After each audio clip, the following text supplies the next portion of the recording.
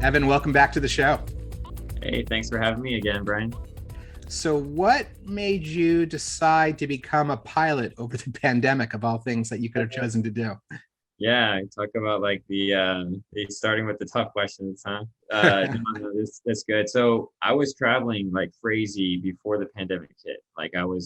Work was having me going everywhere, various offices, clients, etc. And so I was really busy. And then the pandemic hit, and I was home, not traveling all the time. And the working from home thing's fairly normal when I'm actually home and not traveling. But then I had some availability to pick up hobbies. And there was literally an air park flight school 5 minutes from my house. I would always see them flying over my house. And I thought, it'd be cool to just go check out, do a like they call it a discovery flight to see if you enjoy it, to see if you like it or whatever. And I honestly just wanted to go do it for fun. I didn't think I was actually gonna really commit to it. I just wanted to like go check it out one day.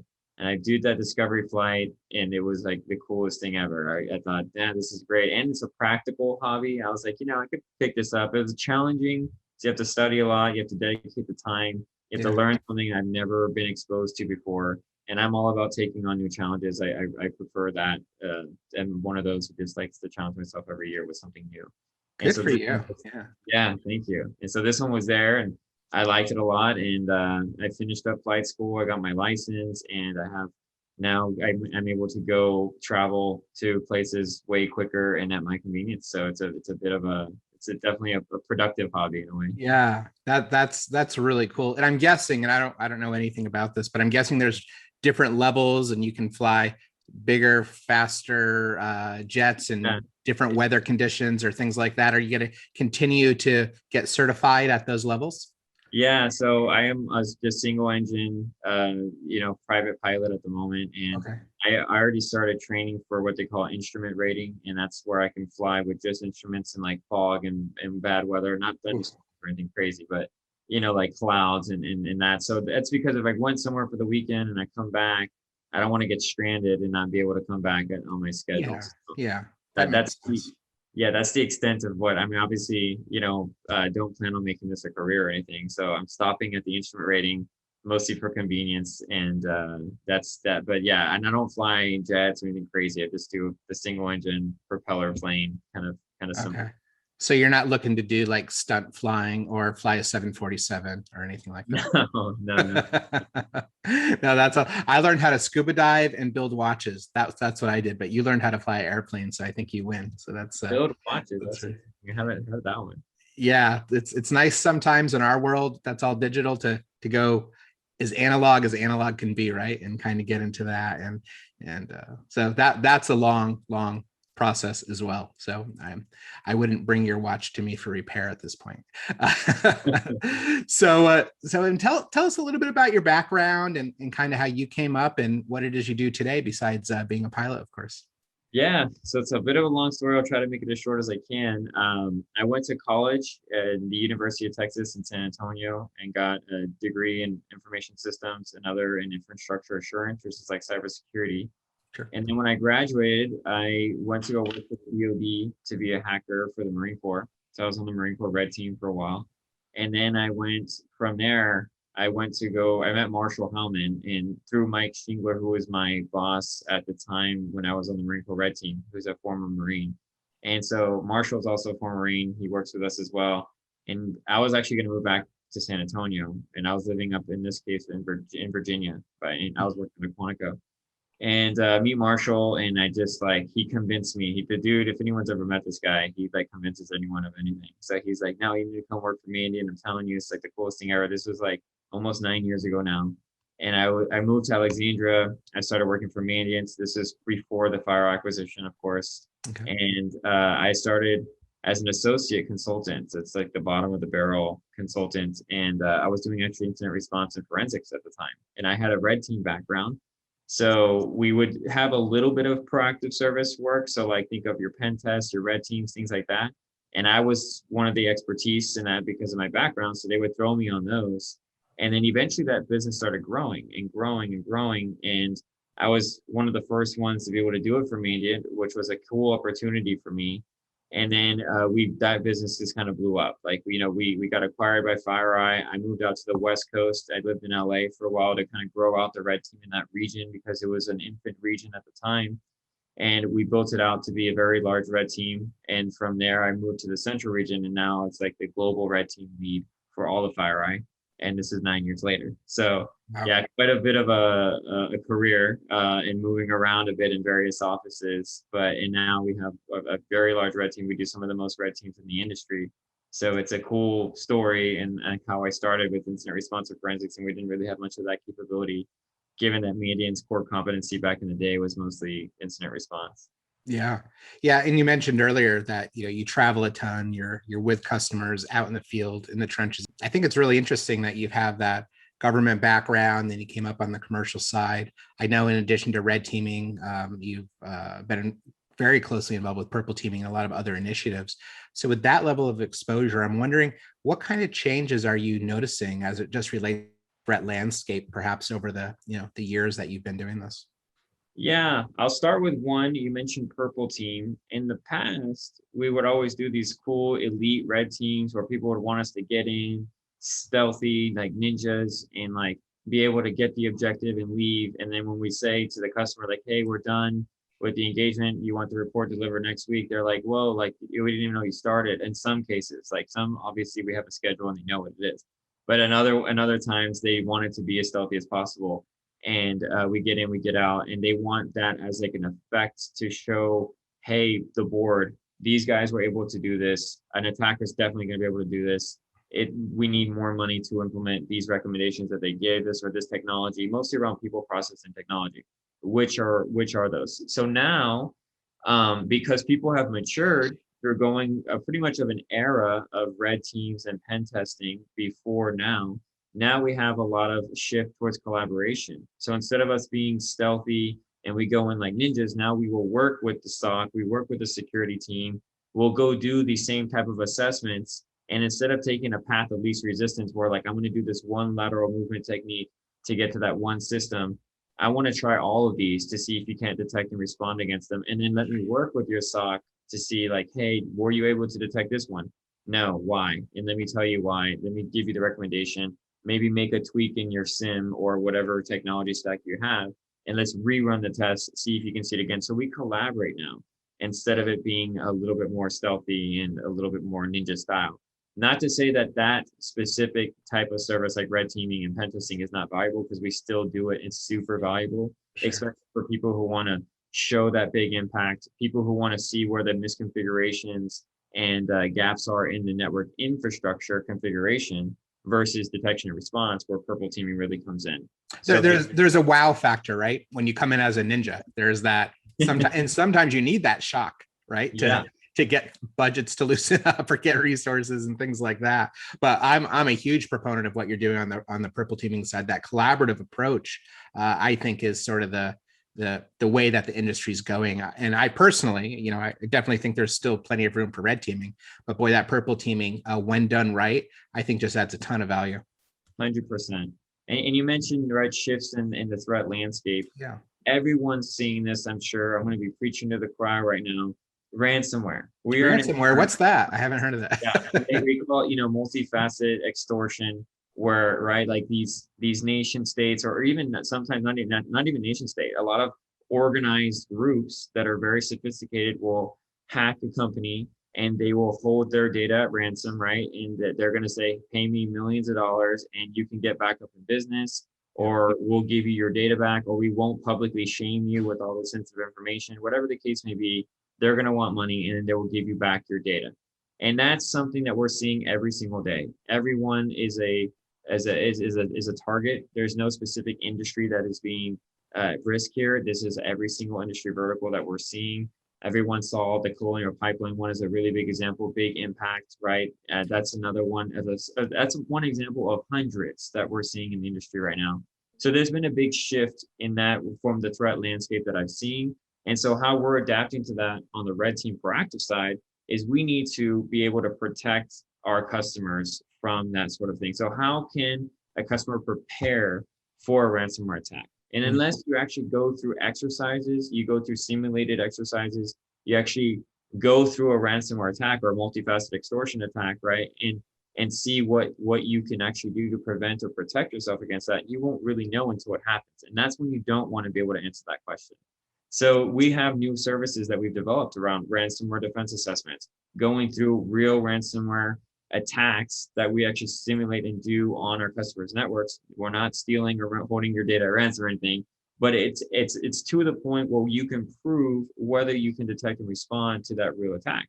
And it's cool because we have intel, right? We do a crap ton of incident response engagements specifically rated to multifaceted extortion, and it's in ransomware that we see samples, right? We have many ransomware samples that we have in our malware repository. In this case, it's ransomware, and we can use that in the assessment to see if you can't detect on those. So that's one of the other cool things about being here is that intel, and we're able to get a lot of that, and we're able to show and use them on our engagements. Sure, sure. You know, it's Intel. So when Mandiant FireEye acquired Veridan, one of the things we were most excited about when we were looking at various suitors was the one, the intelligence side of the house, and two, the professional services side of the house, people like you. But more to the point, it was the sort of the unification of those two pieces. And to your point, we're in thousands of different cases. You see us in the headlines when there's these big events in the news, but there's plenty that you don't hear about. And getting that sort of that purpose-built sort of specific attack methodology, or the TTPs, or something that was designed and handcrafted for this one target, and then feeding that back into intelligence, and intelligence feeding your team back in with the latest threat intel for that industry, that region, what have you. It's such a great story, and it really leads to that whole notion of intelligence led, right? Where intelligence can actually be the tip of the spear instead of this passive flow of data that you have on the back end. And I think that's a really interesting value proposition that I don't think many organizations offer. I think it's pretty unique to what we do. Yeah. Yeah. So with that said, I'd love to drill down a little bit more on sort of professional services and how that's changed. And you talked a little bit about red teaming and blue teaming and purple teaming and some of the collaboration efforts, but I'd love to hear kind of your perspectives on, the threat intelligence piece of that, and how that all plays in, and validation and those types of things. Yeah, so there's a few things to talk about. First off is intelligence. The cool thing that in the past, to be completely candid, we didn't have great processes in place for us to get intelligence other than us collaborating with the incident response team on I don't want to call it ad hoc basis, but we would set up quarterly meetings with them. What are the top trends you're seeing? What are the top malware you're seeing against what industries? And then they would run queries in our Intel database and then provide us that information. And we would have to submit tickets and get some of the info. And then we would update our red team and all of our proactive TTPs and our methodologies to account for the latest and greatest on what we're seeing on the front lines. Now we have Mandiant advantage, and that's kind of an advantage in itself, pun intended there. And it's cool because we have this web portal now that customers have access to. And in that portal, we can access what are the major threats for a specific industry, any sort of region as well. There's even an indicators tab. So for example, if you want indicators specific to a malware or an APT group, you can actually pull those indicators, and those are going to be network-based indicators and sometimes host-based indicators. The network-based indicators are super key because you can pull down IP addresses, fully qualified domain names associated with C2 traffic. And with those, you can ingest that into your technology stack. So if you have a firewall or you have some sort of web proxy and you want to see if anyone hits any of those known bad network-based indicators, someone might be compromised with that specific APT group. And that intel is key. So we have customers using that. We have us using that on the red team side because we can then emulate against some of that same attack information whenever we're doing some of these proactive services. How common is it, Evan? Sorry, just to kind of interrupt for a moment. Let's say you're going into a healthcare provider, healthcare sciences. Let's say sciences. Let's say it's a pharmaceutical. Before you and your team goes out, is it kind of a process where you would work with the Intel team, or you would go ahead and sort of scrape that database, if you will, or advantage, to kind of go through and pull out what are maybe some of the latest breaking trends or threats or APTs and things like that relevant. So before you even go see the customer, or is it more once you get on site and you're starting to interact, you pull it? I'm just trying to, in my mind, see what the process is like. It varies on a per customer basis and kind of what the scope and the type of assessment is. We definitely have done that before, where the customer wants a specific threat group, or they want to ask us what threat groups are specific to us, and we want you to do a red team emulating that exact thing. And Gotcha. so when we're explicitly asked that, we for sure do it. And sometimes we even provide threat intel reports along with our actual report that gives them an entirely big breakdown on these are the threat groups, these is what they are. Is a formal report explaining all of that, and even here's some indicators for you as well. And again, cool thing with Mandiant Advantage, a lot of that's accessible now via a single portal that anyone can access.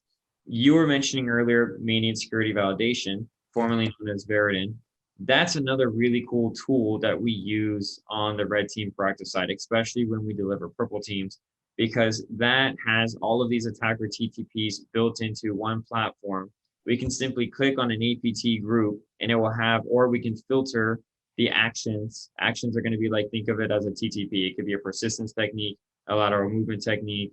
It could be a privilege escalation technique, whatever the case may be. You can click on APT 32, privilege escalation, and it has all of the different attacks that that specific group does. And you can literally hit a button and run them all and see if your technology stack can detect and if your team can respond to that. That's a huge advantage in itself. Like, talk about value proposition. That specific platform is key. Before, my team would have to do this all manually. We're on the keyboard, we're doing it. And some, to be completely candid, we are still doing manually, because there's some things that platform just can't do. Like, for example, some memory stuff that this doesn't have the capability to yet, that we still have to run, and other simulations. But like, a big portion of our playbook now can be delivered on the purple team side through something like Mandiant Security Validation. So Yeah. people who want some of that threat intel, it's built into Mandiant Security Validation. And again, all the TTPs are there and you can run them with the click of a button. So it saves us a lot of time when we're delivering some of those engagements. Yeah, it's interesting when we talk about automation and how valuable it is for the customer. But sometimes the customer is your professional services team, right? And being able to leverage those same type of capabilities to make you guys and gals more efficient and more effective and more timely and more relevant and all those other mores, if you will. I think that's a great use case. While you were going through that, I was just kind of trying to think from other perspective. I see how leveraging Mandiant security validation and leveraging the Intel group provides your team with a tremendous amount of insights. How does it work the other way? How does the Intel team then leverage what you and your team are actually doing? That's a great question. So oftentimes Intel is pulling all of their intel from incident response engagements. So those are going to be what we're seeing real attackers doing on the front lines. So we, on the red team side, we do our own research and development as well. So think of researchers on the red team that create 0 days, or they create different sort of techniques that they publish to the industry, or maybe they'll go do a talk at Black Hat and it's a new technique, right? That just hasn't quite been adopted by APT groups because they're still winning with other techniques that they've been using for the past couple of years. So with the new research that we come out with on the red team side and that we publish to the community, we'll actually go into the Intel group prior to even that release, and then we'll work on getting detections for that in our technology. So think of HX, think of ETP, think of like all of the different sort of FireEye tech that we have, and we'll work with a detections team. We'll run this actual research or these actions or whatever the case may be that we developed, and we're going to incorporate into our methodology. They will create detections around that, and then they will push it to production so that they can detect on that. So that's how Intel works with us. They want to know everything that we're doing prior to what we do. And to be completely, it's a prideful thing that I have is that the FireEye Red Team, we have a great capability and we have really good researchers. We come out with some really cutting edge research that we publish to the community, that we develop blog posts. We have a GitHub page that has a lot of different, tools that we've released. I'm sure a lot of people know about that because some of them were stolen back in late last year by a nation state. And in a way, it's a testament to those tools. Like if other people want it, that means that they're pretty valuable. So some of those tools we work with the detections team on detecting, and we work with them every quarter. We have this like QBR that we work together with, where we essentially we're in like a lab environment. We run the gamut of all of our TTPs for this specific quarter, and they make sure that we have detections around that. And sometimes it could take a while for those to run into production. You know, they have to test them, make sure the false positives are a little bit less. Like it's easy for us to do it in a lab, but they have to create this for like the entire world of who has FireEye products. So that I get asked this all the time. You did this on a red team. How come this technology didn't detect it? Sometimes and oftentimes it's just because that detection hasn't rolled into production, but it's already existing, and they're just Sure. finding it. Yeah. Well, and to me, it's one thing to say you've got a bunch of really savvy engineers and security folks building content, and then you're getting it from security intel analysts that are behind a desk doing research and diving deep into the TTPs and IOCs and the context around them. But it's a whole nother level when we've got somebody like you that's in the field actually grabbing this intelligence. It's you're actually there, and it might be the only place that it number of locations, and that's getting injected into that process, which to me is again, it's another one of those examples is such a unique value proposition, because there's so few organizations that are doing that, especially if you think about the scale at which we're doing it. We're not talking about a couple dozen or even a couple hundred incident response engagements a year, right? I mean, this is in the thousands and thousands globally. So that's a really impressive thing that it can be rolled in. And I know from the Mandiant security validation side, when we start adding new content and we're adding new, whether it's data exfiltration techniques or lateral movement or beaconing or anything we're tying into some new malware, et cetera, what we get from you and your team is just hugely valuable, because it's not publicly available in many cases. So kudos to your group for doing that. Thank you. Let's expand on this. So we've talked a little bit about Mandiant security validation, which is of course formerly Veridin, allows you to test and validate and make sure that your security tools are working in perpetuity. We've talked about the intelligence side and the professional services and how all three of these things feed into each other. But now this is part of a much larger, I guess I'll call it ecosystem, but platform or solution, if you will, which is Mandiant Advantage. And then there's an XDR component, and there's managed services on top of that, and hybrid, and all sorts of great capabilities. I guess it's the next evolution of everything we've been talking about. But from your perspective, kind of early days, how are you using Mandiant Advantage with your customers today? Are there any specific capabilities or features that you're taking a look at? Yeah, so I think the biggest thing for our customers right now that we recommend them use it for is pulling that intel we talked about earlier, and especially the indicators for different threat groups that we know are going to be targeting them. That's key. Where we want to be, if you like, this is something really key. So you talked about the ecosystem. Yeah. Mandiant Advantage brings that ecosystem into one platform, just like you kind of talked about. And I think that's where we want to be on my team side too. So right now, we deliver a customer deliverable. So think of, we have a report at the end of the day. That report is going to break down everything that they have. And we deliver that report to a secure file portal that is, very protected, super secure, meets all these requirements. And wouldn't it be cool if they could just log into Advantage and that portal be there and it meets all the same security requirements? That's one additional component where they can log into that ecosystem portal in a way, a single portal that they already have access to, for example, instead of having to go to multiple different portals. Another really good example, which is where we will be and probably next year actually, is think of it as a proactive services portal. So when you do a red team, when you do a purple team, when you do a pen test, and you want to know historically how you've been rated. So this last year we had 13 critical vulnerabilities, 2 high vulnerabilities, 4 medium, whatever the case may be. My overall score was this.